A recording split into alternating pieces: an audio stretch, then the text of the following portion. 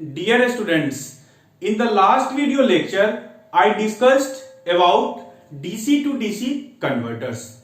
In this video lecture, I am going to start third unit, that is three rectifiers, that means phase controlled rectifiers. तो यहां पर हम लोग देखते हैं कि क्या क्या सिलेबस है इस यूनिट का। पहला हम लोग single phase half wave rectifier के बारे में डिस्कस करेंगे। Then will discuss about regarding the effect of freewheeling diode. Then we'll discuss single phase full wave rectifier. Then we'll discuss performance parameters of single phase rectifiers. Then we'll discuss three phase rectifiers, that means three phase half wave and three phase full wave rectifiers. Then we'll discuss the effect of source impedance, and at last we'll discuss single phase and three phase dual converters. So this is the syllabus of third unit. तो हम लोग चलिए आज बात करते हैं। आज हम लोग single phase half wave rectifier के बारे में डिस्कस करेंगे इस लेक्चर में। तो पहले हम लोग देखते हैं कि फेज कंट्रोल्ड रेक्टिफायर का मतलब क्या था। अभी जो आपने एक रेक्टिफायर के बारे में बेसिक इलेक्ट्रॉनिक्स में पढ़ा था, वो रेक्टिफायर्स आपका डायोड से बना हुआ था। तो डायोड के बारे में हम जानते हैं कि diode is an uncontrolled switch, यानी कि जब हम डायोड रेक्टिफायर पढ़े थे तो उसमें आपने हाफ वेव रेक्टिफायर के लिए क्या देखा था। हाफ वेव के लिए आपने देखा था V naught is equal to VM divided by pi, यानी कि यहां पर हमें कोई कंट्रोल नहीं है। हमारे पास अगर एक 325 साइन ओमेगा टी का हमें इनपुट सप्लाई मिला हुआ है तो वो उसके करस्पॉन्डिंग यहां पर हमें ये आउटपुट वोल्टेज देगा, यानी कि इस आउटपुट वोल्टेज को आप चेंज नहीं कर सकते हो। Similarly in the case of full wave आपको मिला था 2VM बाय पाई, तो यहां भी आप क्या कर सकते हो, इसे चेंज नहीं कर सकते हो। लेकिन जब आप एक इंजीनियर हो और आप इंस्ट्रूमेंट्स बना रहे हो तो आप कुछ वैसे चीजों को डिजाइन करोगे जिससे कि आप कंट्रोल कर सको, यानी कि उसके मैग्नीट्यूड को आप कंट्रोल कर सको। कंट्रोल करना बहुत ही एक इंपॉर्टेंट टास्क है सभी चीजों के लिए। हमें हर चीज को कंट्रोल करना चाहिए और हम लोग जानेंगे कि कैसे कंट्रोल किया जाता है यहाँ पर रेक्टिफायर्स के वेवफॉर्म्स को। तो इसके लिए हम लोगों ने थायरिस्टर के बारे में काफी डिस्कशन कर लिया है पावर इलेक्ट्रॉनिक्स में। तो थायरिस्टर क्या करता है, थायरिस्टर के बारे में हम जानते हैं कि थायरिस्टर को ट्रिगर करने के लिए हमें एक फायरिंग पल्स देना होता है, और उस फायरिंग पल्स को हम लोग जो फायरिंग सर्किट हमने डिजाइन किया है उस फायरिंग सर्किट की मदद से हम लोग उस फायरिंग पल्स को कंट्रोल कर सकते हैं। तो जब हम थायरिस्टर के द्वारा उसको कंट्रोल कर सकते हैं टर्न ऑन को, हम कहीं कहीं अगर रेक्टिफायर्स में डायोड के जगह थायरिस्टर का यूज करें तो वहां पर क्या होगा, वहां पर हमारा कंट्रोल्ड आउटपुट मिलेगा। तो रेक्टिफायर में आप जानते हैं कि you are having single phase half wave, then will have single phase full wave. इसके बाद हम लोग थ्री फेज रेक्टिफायर्स को भी इस चैप्टर में डिस्कस करेंगे। तो आइए हम लोग आज डिस्कस करते हैं single phase half wave rectifier. तो अब देखिए single phase half wave control rectifier को जब हम डिस्कस करेंगे तो यहां पर देखिए अब हमारे पास इलेक्ट्रिकल सिस्टम में डिफरेंट टाइप्स के लोड्स मिलेंगे। अगर आप लोड देखो तो आपको रेजिस्टिव लोड मिलेगा, आपको RL लोड मिलेगा, आपको RLE लोड मिलेगा। इस तरह के डिफरेंट लोड्स हमें मिलेंगे। आप देखेंगे कि जब वेवफॉर्म्स हम ड्रॉ करेंगे आउटपुट वोल्टेज या आउटपुट करंट का, तो आप देखोगे कि डिफरेंट लोड्स के लिए वेवफॉर्म्स हमें अलग अलग मिल रहा है। तो आज हम लोग इन सारे लोड्स के बारे में आज हम रेजिस्टिव लोड, RL लोड और तीसरा एक डिस्कस करेंगे RL load with free wheeling diode. इन तीनों लोड्स पर आज हम लोग पूरी चर्चा करेंगे कि यहाँ पर करेंट्स, वोल्टेजेस और भी डिफरेंट पैरामीटर्स क्या क्या आ रहे हैं। क्लियर? तो हम लोग स्टार्ट करते हैं single phase half wave rectifier with R load, तो हम लोग इसके लिए पहले सर्किट डायग्राम ड्रॉ करते हैं। आप जानते हो single phase half wave rectifier की जैसे ही हम बात कर दें क्या होगा, हमारे पास एक AC सप्लाई है और आप क्या करोगे, एक बस थायरिस्टर हमें लेना पड़ेगा। डायोड की जगह हम थायरिस्टर ले रहे हैं, and this is the resistor R, this is the resistor R, this is thyristor T, this is thyristor T, and here you see Vs is equal to Vm sin omega t, Vs is equal to Vm sin omega t. We are having alternating supply. This is the output voltage V0, this will be the output current I0.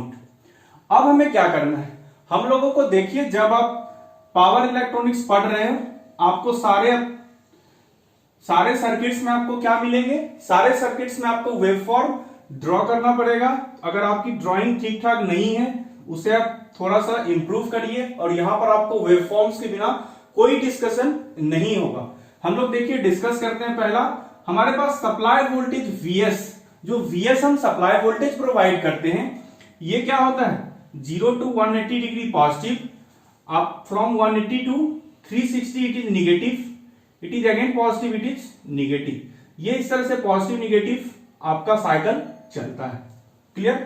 0 pi 2 pi, this is 3 pi, this is omega T. अब हम लोग जानेंगे कि जब हमारे पास ये थारिस्टर्स है तो हम लोग क्या करेंगे, अब इसे ट्रिगर करेंगे। हम लोग इसे ट्रिगर करेंगे किसकी मदद से, फायरिंग सर्किट्स की मदद से इसे ट्रिगर करेंगे। अब देखिए क्या होता था, अब हम लोग को आउटपुट वोल्टेज चेक करना है। हम लोग स्टार्ट करते हैं t इक्वल टू 0 से, ओमेगा t इक्वल टू 0 से। हम लोग क्या करते हैं, हमारे पास जो थारिस्टर था इसकी फायरिंग सर्किट थी, आप t इक्वल टू 0 से सप्लाई इंक्रीज करना स्टार्ट किया, सप्लाई हैज स्टार्टेड इंक्रीजिंग। जब ये सप्लाई यहां पर हमारा पहुंच जाएगा तब हम इसे ट्रिगर करेंगे, यानी फायरिंग एंगल अल्फा प्रोवाइड करेंगे। तो इस पॉइंट को हम हाईलाइट कर दें, ये पॉइंट हमारा क्या होना चाहिए, यही पॉइंट हमारा अल्फा होगा, जो कि फायरिंग एंगल का पॉइंट है। जब हमें फायरिंग एंगल मिल गया, अब हम लोग आउटपुट वोल्टेज का ग्राफ ड्रॉ कर सकते हैं। आउटपुट वोल्टेज देखिए क्या होगा, आउटपुट वोल्टेज जैसे ही आपने थारिस्टर को ट्रिगर कर दिया, ये थारिस्टर क्या करेगा, ये यहां से करंट फ्लो कराएगा, ये शॉर्ट सर्किट की तरह बिहेव करेगा। तो जब ये शॉर्ट सर्किट की तरह बिहेव करेगा, then what will happen, V0 will become equal to Vs, V0 will become equal to Vs। इसका मतलब यहां से हमें आउटपुट का वेवफॉर्म कौन सा फॉलो होगा, आउटपुट का वेवफॉर्म हमें ये फॉलो होगा, this will be the output voltage waveform. Clear? This will be the output voltage waveform. अब देखिए क्या हो रहा है कि निगेटिव साइकिल, अब हमें क्या मिल रहा है, सप्लाई हमारा रिवर्स हो चुका है। सप्लाई रिवर्स होने का मतलब, अगर पहले हमें इस डायरेक्शन में सप्लाई मिल रहा था, अब हमें माइनस प्लस इस डायरेक्शन में सप्लाई मिलेगा। तो जैसे ही करंट रिवर्स डायरेक्शन में फ्लो करना स्टार्ट करेगा, this thyristor will be reverse bias. तो रिवर्स बायस का मतलब हमारा ये फ्लो नहीं करेगा, इसके थ्रू रिवर्स करंट फ्लो नहीं कर सकता। और थारिस्टर कहा, यहां पर देखिए आप कम्यूटेशन को याद कीजिए, यहां पर क्या होगा, रेक्टिफायर में नेचुरल कम्यूटेशन सपोर्ट करता है, that means nature of supply is going to reverse bias the thyristor. तो करंट 0 हो गया, यानी कि हमें कोई भी वोल्टेज 0 to 2 पाई नहीं मिलेगा। क्लियर? अब 2 पाई के बाद देखिए, 2 पाई के बाद फिर से इस थारिस्टर के अच्छे दिन वापस आ गए हैं, फिर से यहां पर इसके अच्छे दिन वापस आ गए, और जब अच्छे दिन वापस आएंगे, ये थारिस्टर फिर से एक अल्फा एंगल पर फायर करेगा, ये थारिस्टर फिर से अल्फा एंगल पर फायर करेगा, और जैसे ही ये फायर करेगा, आप सावधान रहिए, आपको क्या मिलने वाला है, आपको यहां पर आउटपुट वोल्टेज फिर से मिलने वाला है, आपको फिर से आउटपुट वोल्टेज मिलने वाला है। मुझे लगता है कि आप लोग इस चीज को समझ गए होंगे कि थारिस्टर का क्या कंसेप्ट है। क्लियर? तो यहां पर हमारा एंगल क्या हुआ, इस एंगल को क्या करेंगे, ये अल्फा पाई 2 पाई, ये होगा 2 pi plus alpha, this angle will be 2 pi plus alpha. अब जब हमने V0 का वेवफॉर्म बना दिया, now somebody will ask you to draw the waveform of current I0.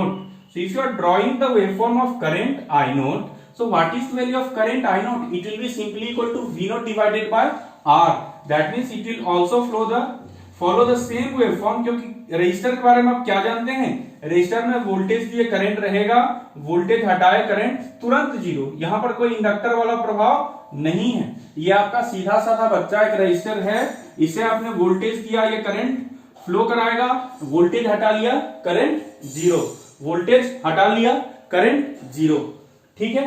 ये रहा हमारा graph, this is the graph of single phase half wave rectifier with R load, with resistive load. अब देखिए हमें क्या क्या कंक्लूजन्स ड्रॉ करना है। ये है 0 firing angle alpha pi, this is 2 pi, this is 2 pi, this is 2 pi plus alpha, 2 pi plus alpha. Clear? अब हम क्या देख रहे हैं, हम लोग अगर थारिस्टर को देखें, थारिस्टर कब से कब तक कंडक्ट कर रहा है, थारिस्टर हमारा कंडक्ट कर रहा है बिटवीन अल्फा टू पाई। तो हम अगर लिखें conduction time of thyristor, conduction time of thyristor, conduction time of thyristor अगर लिखा जाए तो ये टाइम क्या होगा, this time will be equal to pi minus alpha divided by omega. क्योंकि आप क्या देख रहे हैं, omega into T is equal to pi minus alpha, so T will be equal to pi minus alpha by omega. Omega is frequency होगी supply की। Clear. दूसरा आप देखते हैं कि circuit turn off time, circuit turn off time. तो circuit turn off time को याद करिए, सर्किट टर्न ऑफ टाइम क्या होता है। सर्किट टर्न ऑफ टाइम हमने बतलाया था कि जब थायरिस्टर का कम्यूटेशन होता है, जब थायरिस्टर को ऑफ किया जाता है तो हम लोग उसमें क्या करते हैं, जिस मोमेंट पर एनोड करंट जीरो हो जाता है, थायरिस्टर का एनोड करंट जीरो हो रहा है पाई पर, यहां से लेकर जब तक कि रिवर्स बाइस वोल्टेज ये सप्लाई थायरिस्टर के across reverse bias voltage apply करे, that time is called circuit turn off time, that time is called circuit turn off time. तो सर्किट टर्न ऑफ टाइम को अगर हम लिखें, सर्किट टर्न ऑफ टाइम, देखिए आपको बहुत ही आसान लगेगा, आप बस इसको ध्यान से देखते रहिए। ये क्या होगा, ओमेगा टीसी क्या लिखेंगे, this will be equal to 2 pi minus pi, that means pi. From here you write TC will be equal to pi by omega, TC will be written as pi by omega. तो TC को हमने लिख दिया पाई by omega. अब आपको क्या जानना है, आप कहोगे कि सर ये सप्लाई वोल्टेज आपको पता है, तो आप एक वेवफॉर्म, आउटपुट वेवफॉर्म का कुछ वैल्यू लिख दो, वोल्टेज और करंट का कुछ एक्सप्रेशन लिख दो।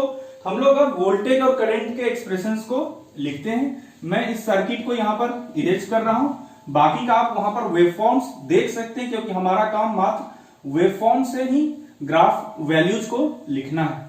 हम लोग सबसे पहले देखते हैं average output voltage, average output voltage.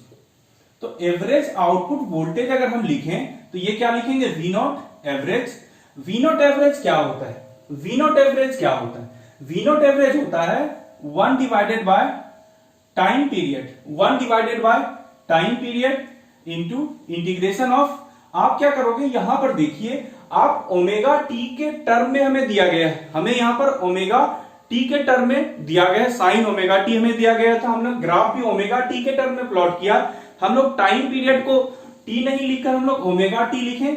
Clear. इसे ओमेगा टी लेते हैं, इंटीग्रेट भी करेंगे उसी डोमेन में, VM sine omega T into D omega T. और यहां पर इंटीग्रेशन कहां से कहां होगा, ये इंटीग्रेशन हम करेंगे 0 टू 2 पाई, क्योंकि हमें क्या मिल रहा है, देखिए आउटपुट वोल्टेज की हम बात कर रहे हैं, आउटपुट वोल्टेज यानी हमें एक टाइम पीरियड आउटपुट वोल्टेज का पहले लिखना है। So what is the time period of output voltage, आप देख रहे हैं 0 टू 2 पाई, 0 टू 2 पाई जा रहे हैं, इसके बाद फिर ये रिपीट होना स्टार्ट हो रहा है। It means the time period of this waveform is this much, this is your omega T. Omega T is equal to how much, 2 pi, 1/2 pi. यहां देखिए इंटीग्रेशन कहां से कहां करना था, 0 से 2 पाई तक इंटीग्रेशन करना था। अब देखिए आउटपुट वोल्टेज में होता क्या है, आउटपुट वोल्टेज में देखिए क्या होता है, इसको हम लोग क्या करते हैं, इसको एक टर्म अभी वीएम साइन ओमेगा टी नहीं लिखकर हम लोग इसे लिख रहे हैं, हम लोग इसे लिख देते हैं वी नोट, एक स्मॉल वी नोट से दे रहे हैं साइन ये V naught into D omega T. अब देखिए हमें क्या मिल रहा है, 0 टू अल्फा में टर्म ही नहीं आ रहा है, यानी 0 टू 2 पाई में आपको कितने दूर तक मिल रहा है, ये मात्र पल्स आपको यहां पर मिल रहा है, तो अल्फा टू पाई कहेंगे इसे। तो हम लोग क्या लिखेंगे, integration alpha two pi VM sine omega T D omega T. I think आप लोगों को क्लियर हो चुका होगा, क्योंकि एवरेज वैल्यू जब आप कैलकुलेट करते हो, आप देख रहे हो कि इतने साइकिल तक यहां पर क्या है, ये हमारा 0। सो इफ दिस इज 0 तो हम इसे क्यों कंसीडर करेंगे, ये हमारा 0 ही आएगा। ये रहा टाइम पीरियड, तो इसको हम लोग देखिए Vm बाय 2 पाई बाहर कीजिए। साइन ओमेगा टी का इंटीग्रेशन क्या होता है, माइनस कॉस ओमेगा टी। चूंकि इंटीग्रेशन ओमेगा टी के रिस्पेक्ट में कर रहे हैं इसलिए कंफ्यूज मत करिएगा, अल्फा टू पाई। तो यहां से हमें क्या मिलेगा, यहां से मिलेगा Vm divided by 2 pi into 1 plus cos alpha, Vm divided by 2 pi into 1 plus cos alpha. This is the average value of output voltage. Now what do you see? Now what do you see? You see if alpha is 0 then 1 plus 1 2 2 और 2 cancel हो जाएगा, ये Vm by पाई हो गया। यानी कि जब alpha 0 हो रहा है हमारा, अल्फा इज 0 डिग्री, तभी आपको क्या मिलेगा, V naught will be equal to Vm by pi मिलेगा। और ये कहीं कहीं हमारा मैक्सिमम आउटपुट वोल्टेज है। This is our maximum average output voltage in the case of single phase half wave rectifier. Clear? तो जब हमें यहां पर मैक्सिमम एवरेज आउटपुट वोल्टेज मिला है, अब जब आप अल्फा को इंक्रीज करेंगे, if you are increasing alpha, what will happen, this term will be decreasing. Cos alpha अगर डिक्रीज करेगा तो ओवरऑल टर्म क्या होगा, डिक्रीज करेगा। ये हमारा V नॉट डिक्रीज करेगा। It means if you are increasing alpha, output voltage V naught will be decreasing, output voltage V naught will be decreasing. Clear? तो ये रहा हमारा एवरेज आउटपुट वोल्टेज। क्लियर? उसके बाद देखिए दूसरा हम लोग अब कैलकुलेट करते हैं आरएमएस वोल्टेज, क्योंकि देखिए हमारे पास एक पल्सेटिंग वेवफॉर्म्स मिल रहे हैं। जब हमारे पास पल्सेटिंग वेवफॉर्म मिलेंगे तो हम लोग आरएमएस वैल्यू जरूर कैलकुलेट करेंगे, क्योंकि रेजिस्टिव लोड की अगर हम बात करें, रेजिस्टिव लोड में कितना पावर कंज्यूम हो रहा है, ये पावर कंज्यूम हमें कौन बतलाएगा, ये पावर कंज्यूम हमें आई आरएमएस बतलाएगा। हमें V नॉट आरएमएस या आई आरएमएस कैलकुलेट करना पड़ेगा और वहां से V not RMS square divided by R करेंगे, from there will get power. Clear? तो हम लोग इसके लिए आरएमएस वोल्टेज लिखते हैं। आरएमएस वोल्टेज क्या होता है? क्लियर? तो देखिए आरएमएस वैल्यू लिखने के लिए क्या करते हैं, आरएमएस वैल्यू लिखने के लिए हम लोग आरएमएस, तो आरएमएस वैल्यू लिखने के लिए हम लोग इसे देखिए VOR लिखेंगे। तो यहां पर क्या होगा, जब आप आरएमएस वैल्यू का फॉर्मूला लिखेंगे, ये क्या होता है, आपको स्क्वायर रूट करना पड़ेगा, किसका स्क्वायर रूट करना पड़ेगा, Vm square sine square omega T का। क्लियर? तो उसे जब आप इंटीग्रेट करेंगे, जब आप उसे इंटीग्रेट करोगे, तो मैं यहां पर डायरेक्ट एक्सप्रेशन लिख रहा हूं। ये एक्सप्रेशन आपको मिलेगा Vm divided by 2 root pi, Vm divided by 2 root pi into ये मिलेगा हमें pi minus alpha plus 1/2 sine 2 alpha to the power 1/2 plus 1/2 sine 2 alpha to the power 1/2। जब आप एक्सप्रेशंस को डिराइव करेंगे, you will get the final answer. अब कहोगे sir हमने एक्सप्रेशन को क्यों नहीं डिराइव किया? देखो हम एक्सप्रेशन को डिराइव करेंगे, आप लोग भी उसको डिराइव करोगे, लेकिन फिर जब आप कैलकुलेशंस में यूज करते हैं तो वहां पर आप डायरेक्ट फॉर्मूला लिखते हो। क्लियर? अब आपकी बात रहेगी कि क्या ये फॉर्मूला याद रहेगा, क्या ये फॉर्मूला याद रहेगा? तो देखिए याद अगर ये फॉर्मूला नहीं रहेगा, बिल्कुल चिंता मत कीजिए, मैं आपको 2 यूनिवर्सल ट्रिक देता हूं, इससे आपकी सारी समस्याएं खत्म हो जाएगी। आप सारे रेक्टिफायर्स के एवरेज और आरएमएस वोल्टेज को याद रख पाओगे। इन दोनों फॉर्मूला को मैं नोट करा रहा हूं। क्लियर? तो पहले हम लोग एवरेज वोल्टेज के लिए देखते हैं, किसी भी रेक्टिफायर के लिए ट्रिक V नॉट एवरेज। तो V नॉट एवरेज का क्या ट्रिक है भाई?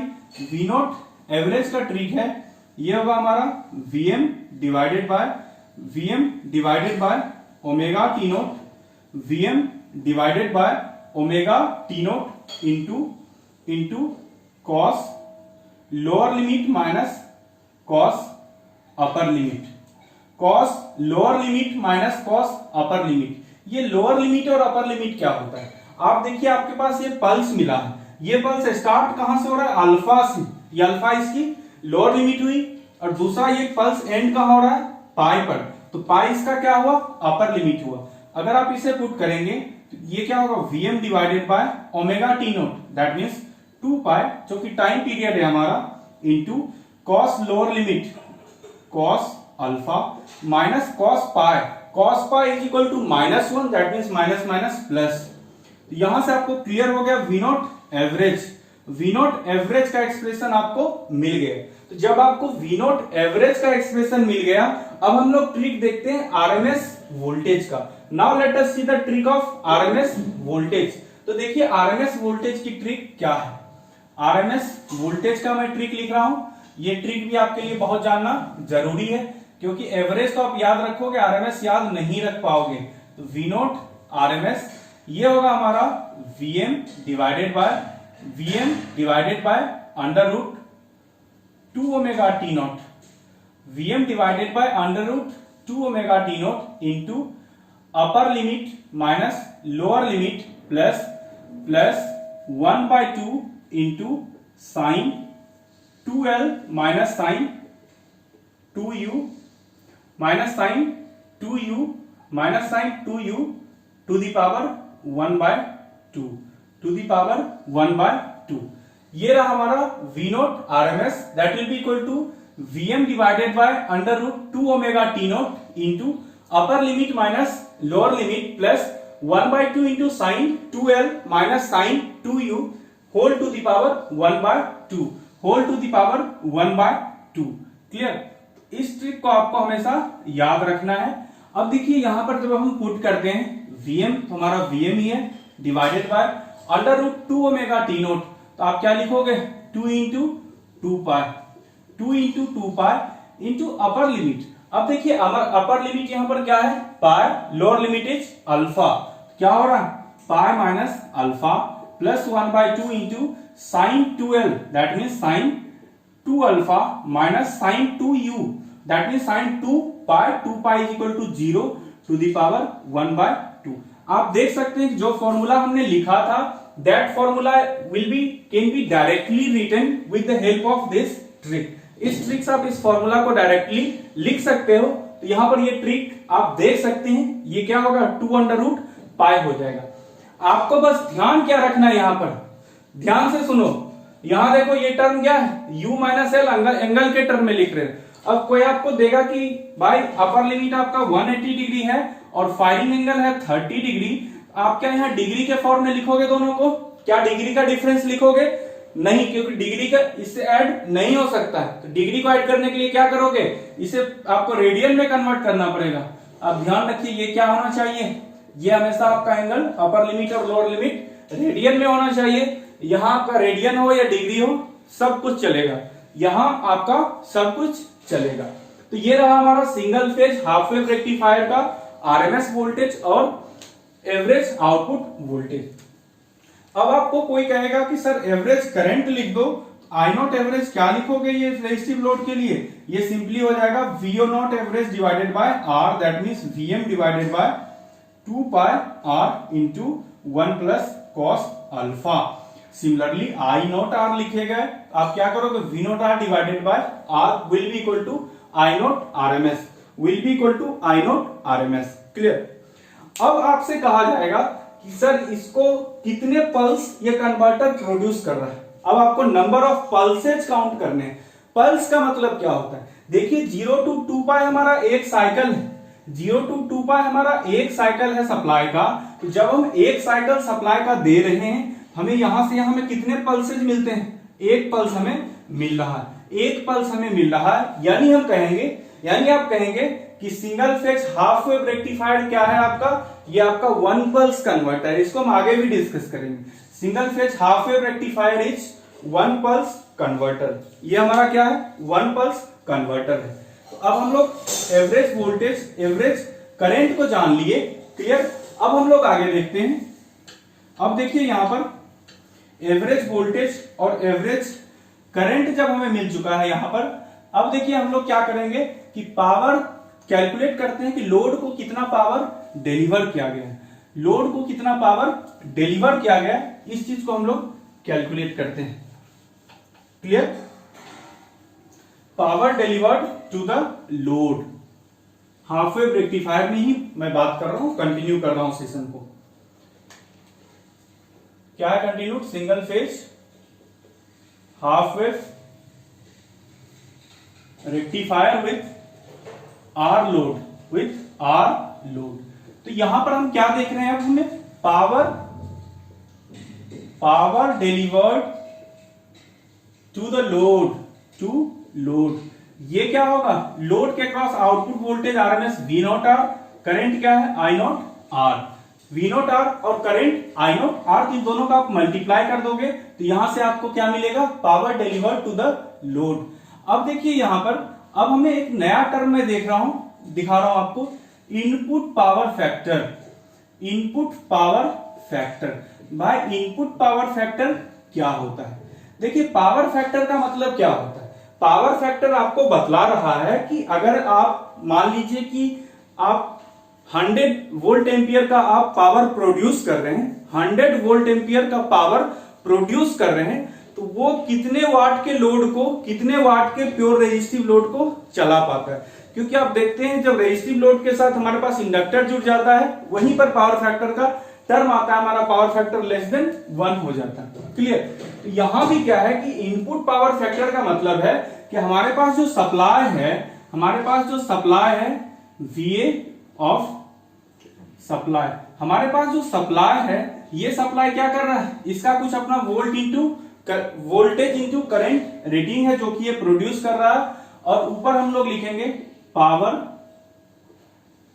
Delivered to load, power delivered to load divided by VA of supply.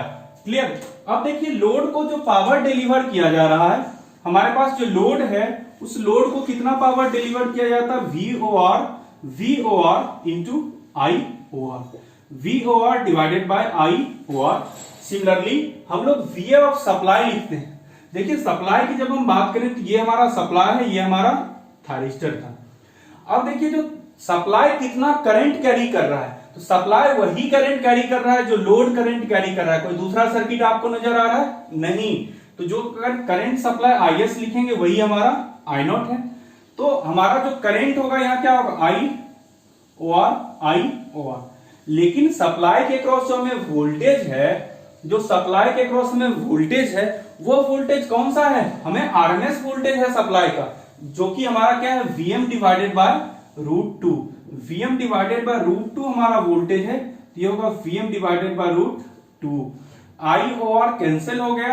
अब RMS वोल्टेज अगर आप लिखेंगे तो RMS वोल्टेज को लिखने के बाद जो हमें पावर फैक्टर मिलेगा, वो पावर फैक्टर हमें मिलेगा 1/√2 पाई।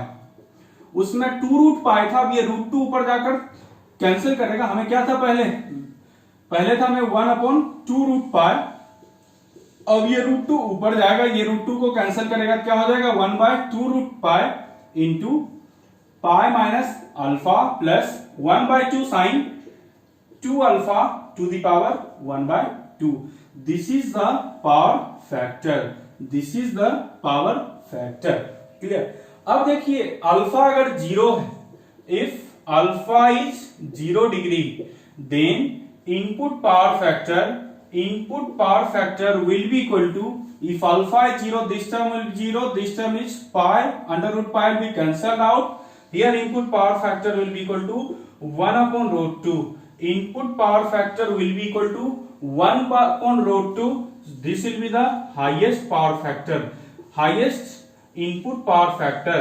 So if somebody is asking you at what condition you will achieve highest input power factor, you will say alpha will be equal to 0, then input power factor will be highest, input power factor will be maximum, input power factor will be maximum। तो ये रहा हमारा single phase half wave rectifier with resistive load के बारे में। Clear? अब हम लोग दूसरा डिस्कस करेंगे single phase half wave rectifier with RL load. यानी अब क्या करेगा कि रेजिस्टर के साथ इंडक्टर भी आ जाएगा। अब आप थोड़ा सा सोचिए इसमें कि रजिस्टर के साथ इंडक्टर आएगा तो हमारी क्या क्या दिक्कतें बढ़ सकती हैं। तो देखिए इंडक्टर का काम क्या है, इंडक्टर आप जानते हैं कि वो क्या करता है, उसे आप सप्लाई देते रहोगे, वो एनर्जी को स्टोर करता है, वो एनर्जी को स्टोर करता है, यानी वो कुछ सेविंग करता है। रजिस्टर क्या है कि रजिस्टर सिर्फ और सिर्फ खपत करता है, रजिस्टर खपत करने के अलावा कुछ भी नहीं करता है। क्लियर? लेकिन इंडक्टर इतना समझदार होता है कि आप देखोगे अगर इंडक्टर आपके पास है तो इंडक्टर क्या करेगा कि एनर्जी आ रहा है, ये कहेगा ठीक है लाओ उस एनर्जी को मेरे पास दो, मैं थोड़ा सा एनर्जी बचा कर रखूंगा। तो ये बचाकर एनर्जी क्या करता है, ये एनर्जी बचाकर क्या करता है, ये एनर्जी बचाकर करता है कि इस एनर्जी को जब हमारा सप्लाई कट हो जाता है उसके बाद ये उस एनर्जी को रिलीज करेगा, ये उसके बाद उस एनर्जी को रिलीज करता है। क्लियर? जैसे समझ लो कि आपके घर में कोई मेहमान आए, कुछ चॉकलेट्स लेकर आए। अब कोई एक रहेगा, वो आपका भाई क्या करेगा, वो सारा चॉकलेट्स, मेहमान चॉकलेट लाए, पूरा चॉकलेट खा लिया। वो आपका भाई क्या हुआ, रजिस्टर। लेकिन आप क्या करोगे, आप उसमें से चॉकलेट को बचा लोगे, आप चॉकलेट को रख लोगे, हम कहोगे हमें चॉकलेट नहीं खाऊंगा, आपने उस चॉकलेट को रख लिया।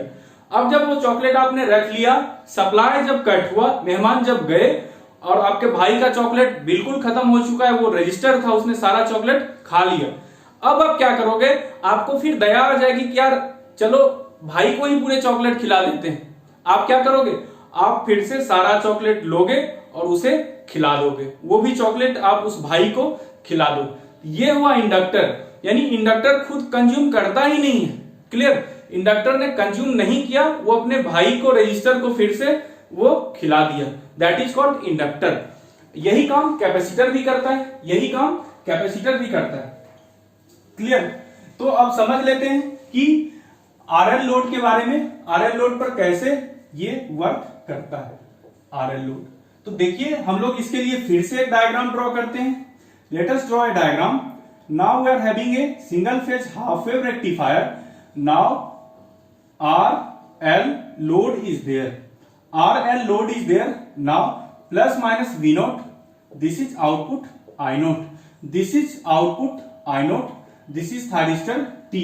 This is thyristor T. Clear? ये हमारा Vs is equal to Vm sin omega t हुआ। ये हमारा इस तरह से सर्किट बनेगा। अब हम लोग यहाँ पर आउटपुट वोल्टेज, वही सारी चीजों को फिर से डिस्कस करते हैं, वही कहानी हमारे पास फिर से आ रही है। देखिए पहला हम लोग डिस्कस करते हैं ओमेगा टी, दैट मीन्स हम लोग पहला डिस्कस कर लेते हैं भाई इनपुट सप्लाई का। Vs का वेवफॉर्म ये रहेगा, ये हमारा पाई है, this is 2 pi, this is 3 pi, this is 3 pi. Similarly अब हम दूसरा ड्रॉ करेंगे ओमेगा टी वर्थ। दूसरा हमारा रहेगा आउटपुट वोल्टेज, आउटपुट वोल्टेज।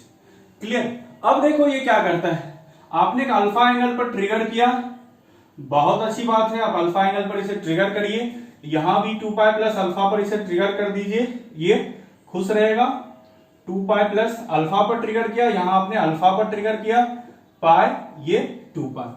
आप जैसे ही अल्फा पर ट्रिगर करेंगे, पहले आउटपुट वोल्टेज 0 था, अब क्या होगा, the current will start flowing and the output voltage V0 will be equal to Vs। ये वोल्टेज हमें यहां पर इस तरह से मिला, यहां पर ये वोल्टेज इस तरह से मिला। क्लियर, अब देखिए क्या होगा, अब आपको सिर्फ वोल्टेज से समझ नहीं पाओगे, अब आपको करंट से समझना पड़ेगा। अब आपको इसके साथ साथ करंट से समझना पड़ेगा कि आउटपुट करंट जब आप बनाओगे तो आउटपुट करंट क्या होगा, T इक्वल टू 0। यहां तक तो करंट 0 रहा, अब आपने वोल्टेज देना स्टार्ट किया। ये कौन है, इंडक्टर। इंडक्टर का काम क्या है, ये लैग करता है करंट इसमें। इंडक्टर कहेगा अच्छा वोल्टेज दे रहा है, वोल्टेज तो हम आराम से बढ़ेंगे, हमें जल्दबाजी नहीं है। इंडक्टर अपने करंट को धीरे धीरे बढ़ाएगा और इसका वोल्टेज यहां मैक्सिमम होगा तो इंडक्टर अपना करंट यहां मैक्सिमम करेगा और फिर वोल्टेज कम करने लगे, करंट कम होने लगा, यहां तक करंट आपका रह गया। आपका करंट यहां पर 0 नहीं होगा क्योंकि आपके पास इंडक्टर है, सप्लाई वोल्टेज आपने दिया, इंडक्टर के क्रॉस करंट रह गया। अब ये इंडक्टर क्या करेगा, अब देखिए ये इंडक्टर इतना जिद्दी है कि इस करंट को ये क्या करेगा, इस करंट को ये हर हाल में फ्लो कराएगा इस थायरिस्टर से होकर, और तो कोई दूसरा पाथ नहीं है, और कोई दूसरा पाथ नहीं है।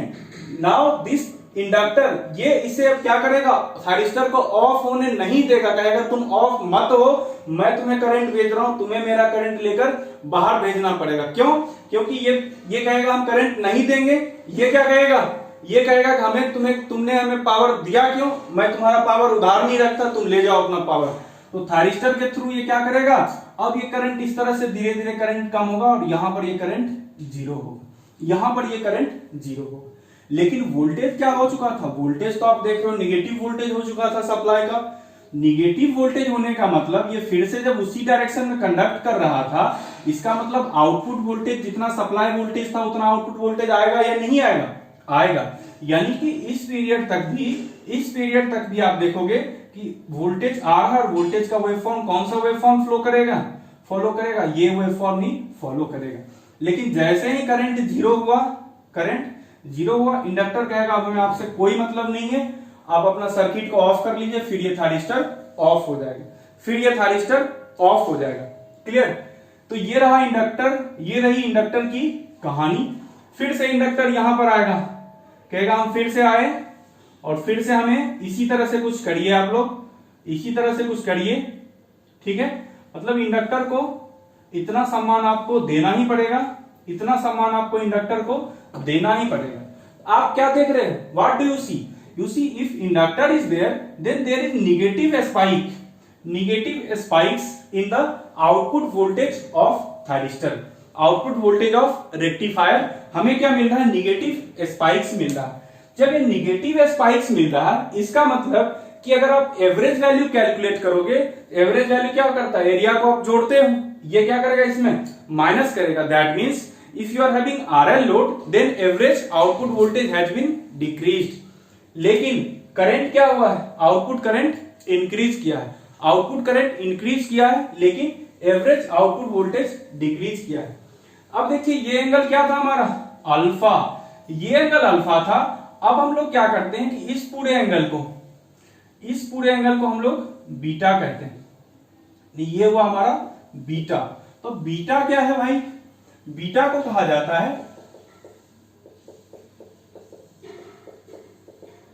Extinction angle. तो ये एक्सटिंक्शन एंगल क्या होता है? It is the angle eight which the current of RL load becomes zero. Current of RL load becomes zero, इसे कहा जाता है extinction angle. This is called extinction angle. अब हमें दूसरा एक टर्म में दे रहा हूं gamma. Gamma is called conduction angle of thyristor. Conduction angle. तो ये कंडक्शन एंगल क्या होगा थायरिस्टर का? थायरिस्टर कहां से कहां कंडक्ट किया? इस point thyristor started conducting from this point and it conducted up to beta. That means beta minus alpha is equal to gamma. Beta minus alpha is equal to gamma. This is the conduction angle. This is the conduction angle. तो जब conduction angle हमें मिल गया है, अब next हमें decide करना है circuit turn off time. Circuit turn off time को क्या डिफाइन किया जाता है? जब जिस मोमेंट पर, the moment at which anode current of the thyristor becomes zero. Anode current of thyristor यहां जीरो हुआ। यहां से कब तक हमें देखना है? जब तक ये thyristor reverse bias voltage apply करता रहेगा। ये थायरिस्टर के क्रॉस रिवर्स वोल्टेज अप्लाई होगा। तो रिवर्स वोल्टेज यहां तक अप्लाई हो रहा है, यानी हम कह सकते हैं कि ये जो पार्ट है हमारा, ये पार्ट है हमारा omega TC, circuit turn off time. तो सर्किट टर्न ऑफ टाइम अगर देखें यहां पर सर्किट टर्न ऑफ टाइम, तो सर्किट टर्न ऑफ टाइम आप क्या देखोगे? It is coming equal to TC, it is coming equal to, ये एंगल क्या है? 2 पाई और ये एंगल है beta. 2 pi minus beta divided by omega. TC equal to 2 pi minus beta divided by omega. ये रहा circuit turn off time. Clear? अब हम लोग आउटपुट वोल्टेज का एक्सप्रेशन लिखें और आउटपुट, और सिमिलरली फिर एवरेज और आरएमएस, यानी कि एवरेज आउटपुट वोल्टेज और फिर आरएमएस आउटपुट वोल्टेज का एक्सप्रेशन लिखना है। तो एवरेज आउटपुट वोल्टेज का एक्सप्रेशन देखिए क्या होगा। एवरेज आउटपुट वोल्टेज का एक्सप्रेशन, तो देखिए यहां पर V नोट अगर लिखें तो मैं ट्रिक से ही लिख रहा हूं, V nought average, it will be equal to time period तो वही है Vm divided by 2 pi omega T nought, मतलब 2 pi into cos lower limit. Lower limit क्या है यहां पर? लोअर लिमिट है cos alpha minus what is the upper limit? Upper limit यहां पर बीटा तक जा रहा है, यानी cos beta, cos beta, cos alpha minus cos beta, cos alpha minus cos beta. ये रहा हमारा V nought average. Similarly V nought RMS अगर हम लिखें तो ये क्या होगा? Vm divided by 2 root pi, Vm divided by 2 root pi into beta minus alpha, that means upper limit minus lower limit, plus 1/2 into sine 2 lower limit, that means sine 2l, sine 2 alpha minus sine 2 beta to the power 1/2। अब बताओ कि ये subject आप लोगों के लिए आसान हुआ या नहीं हुआ? ये रेक्टिफायर टॉपिक आपके लिए आसान हुआ या नहीं हुआ? बिल्कुल आसान हो गया। जब आप वी नॉट एवरेज लिख दिए, वी नॉट आरएमएस लिख दिए, इसका मतलब आपके लिए ये सब चीज आसान हो चुका है। सिमिलरली अगर आपको कोई इनपुट पावर फैक्टर पूछे, इनपुट पावर फैक्टर ये क्या होगा? Simply 1/√2 pi into beta minus alpha plus 1/2 into sine 2 alpha minus sine 2 beta to the power 1/2 to the power 1/2 to the power 1/2। अब क्या देख रहे हो यहां पर? तो ये रहा हमारा एवरेज और आरएमएस और एवरेज वोल्टेज का एक्सप्रेशन। सिमिलरली करंट का क्या करोगे? इसमें R से डिवाइड कर दीजिए इन दोनों में, you will get the expression for current, you will get the expression for current. ये हमारा RL लोड का मिला। अब देखिए क्या होना चाहिए, अगर आप इलेक्ट्रिकल इंजीनियर हो, आपके पास कोई समस्या आती है, कुछ उसका समाधान निकालोगे, ये निगेटिव स्पाइक अब आपको खत्म करना है। ये निगेटिव स्पाइक आपको खत्म करना है। क्यों करोगे खत्म? क्योंकि आपको ज्यादा आउटपुट वोल्टेज चाहिए, आपको ज्यादा आउटपुट वोल्टेज चाहिए। इसके लिए हम लोग क्या करते हैं? इसके लिए हम लोग एग्जांपल लेते हैं single phase half wave rectifier with RL load and A free wheeling diode, with RL load and A free wheeling diode. यानी अब क्या करोगे? RL लोड में एक फ्री व्हीलिंग डायोड लगाते हैं। तो फ्री व्हीलिंग डायोड क्या होता है उसको हम लोग देखते हैं। RL load and free wheeling diode and free wheeling diode. अब ये फ्री व्हीलिंग डायोड क्या करेगा, इसको हम लोग यहां पर देखते हैं। देखिए हमारे पास सर्किट है।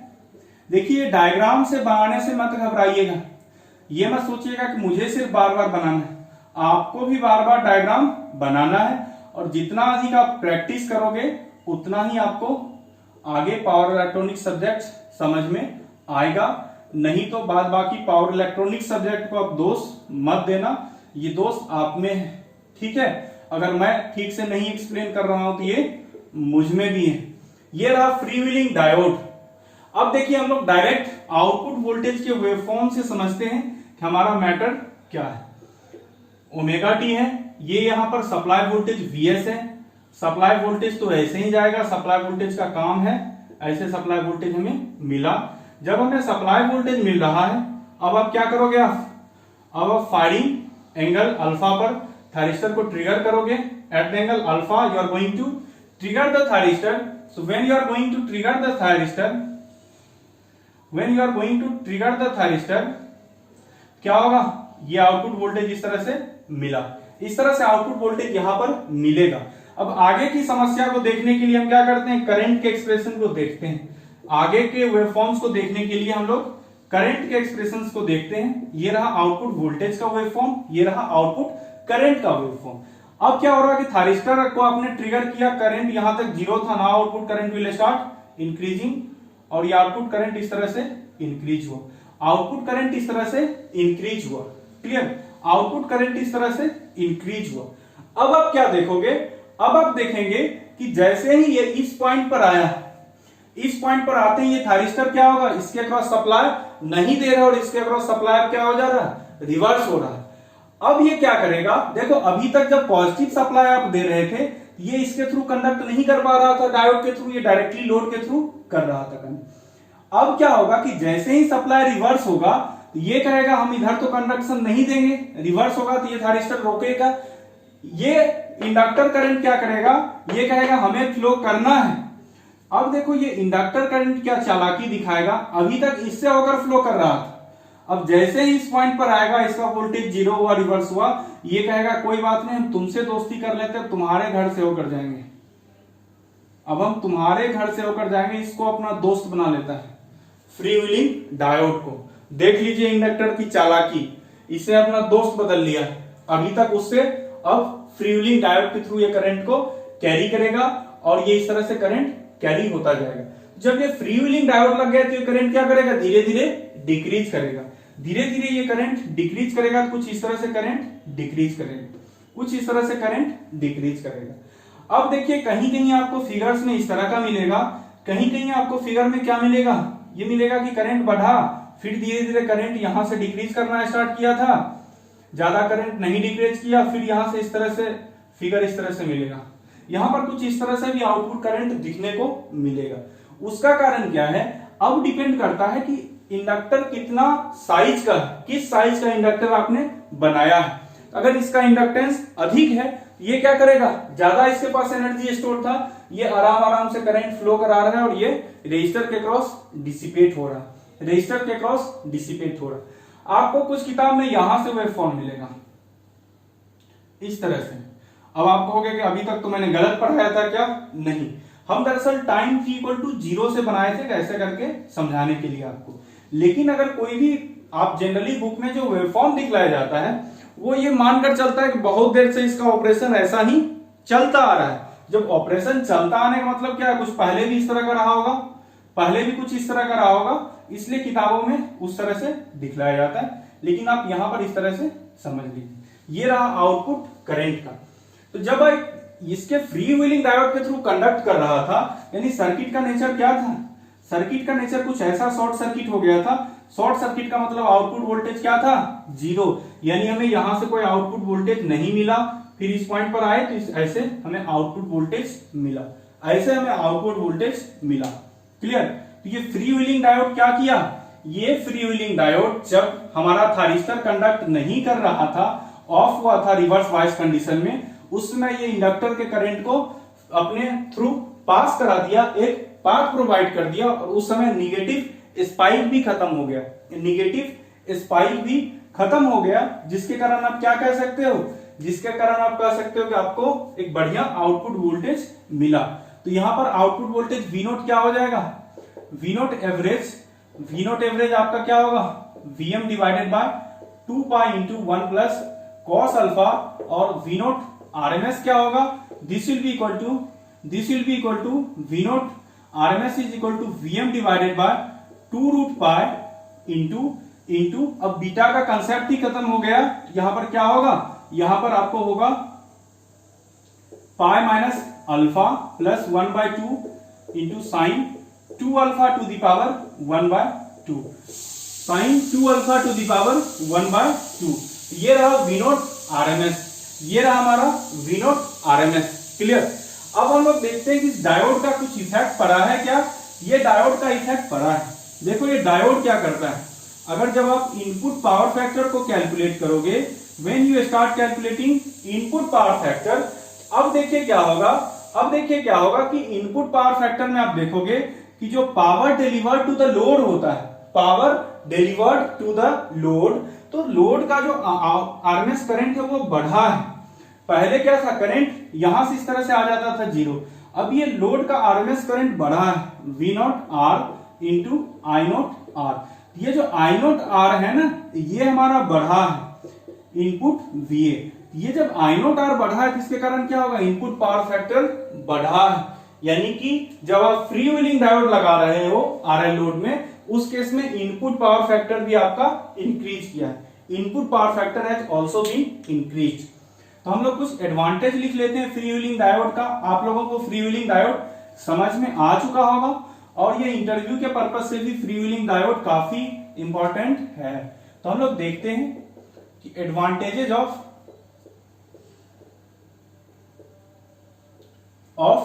Free wheeling diode FD। Fix deposit मत समझना, ये फ्री व्हीलिंग डायोड है। क्लियर? फिक्स डिपॉजिट नहीं है, this is free wheeling diode. पहला एडवांटेज क्या देखा आपने, वेवफॉर्म ऑफ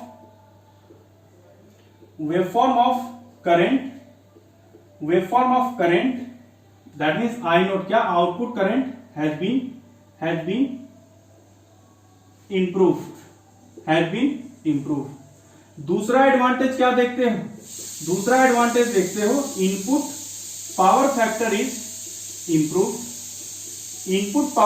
इज इम्प्रूव। और तीसरा एडवांटेज क्या देखते हैं, तीसरा एडवांटेज देखते हो, इन फ्री व्हीलिंग पीरियड, नहीं, इसमें देखिए कंडक्शन पीरियड में क्या हो रहा है, जब थारिस्टर कंडक्ट कर रहा था, when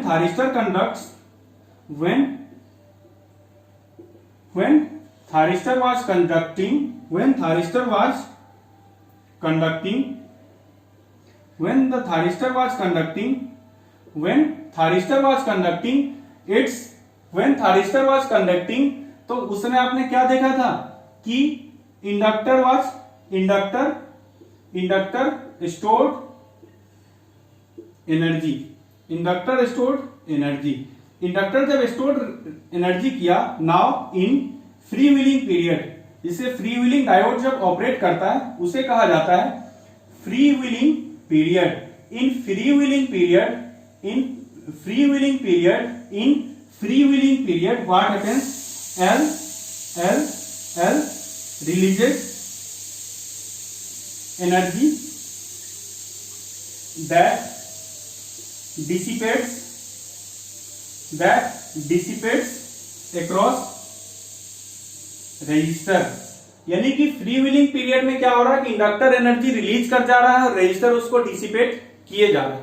इससे हम कह सकते हैं कि hence converter efficiency is improved, hence converter efficiency is improved, converter efficiency is improved.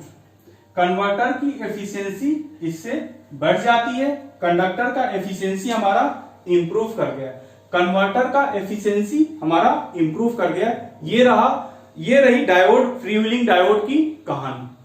अब हम लोग जानते हैं कि इस जो single phase half wave rectifier use कर रहे हैं, ये सिंगल फेज रेक्टिफायर्स कहां पर आपको दिखने को मिलता है?